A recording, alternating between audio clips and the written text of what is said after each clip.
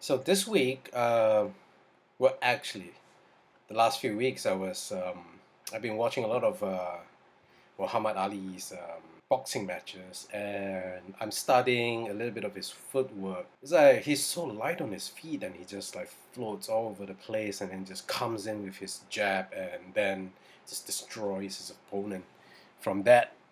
And so I was watching those videos, right? And then YouTube has a way of recommending things, and then this anime came up, and it's called Hajime no Ippo. Now, I've actually read Hajime no Ippo, and I really like the manga. The the uh, the manga is it's been going on for a long time, and when I say long, it's really long. I think it started in the 80s, so it must have been about 80, 90, 40 years. I don't know. It's just been going on for a really long time, and I mean, it's clear to me that the artist is a really avid boxer, because when he drew the comic and he told the stories, it's all really rooted in boxing, the history of boxing, the techniques, and all the realities that a boxer um, faces when they entered this world. Like almost all the boxers I know, even just the amateur ones, not the professional ones, right? They have a full time job, and then they train really hard for the tournament, and then the diet that they have to go through, and then all of that while holding on to a full time job, usually not even really paying them that much. And it's just for the love of the sport, really, and it's pretty tough.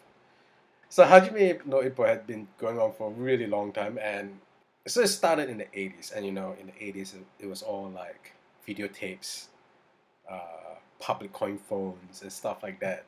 And I remember like it was public phones and video cassettes, videotape players, right at right up until this one book, where literally the next book was DVD players, handphones, cell phones, smartphones, and I was like,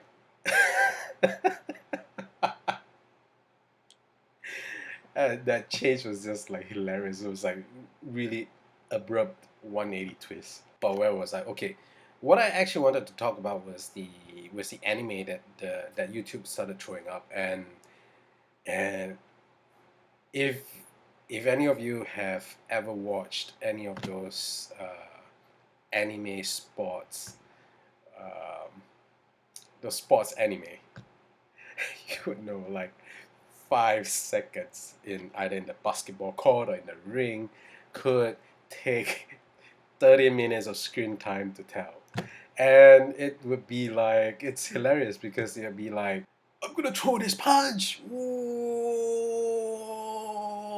And the punch would take like, I don't know, 2 minutes to reach the other fellow, and then they'll be like, oh my god, he's throwing the Castillo punch.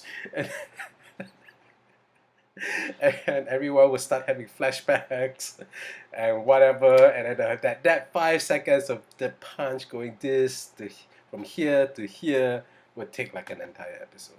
Those anime have like a huge following, and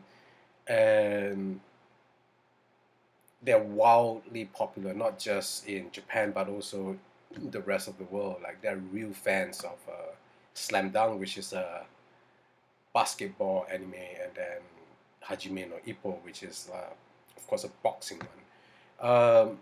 Part of the reason, even though they really just like stretch the filler material, like abuse it like crazy, is the way I feel the way they use pacing.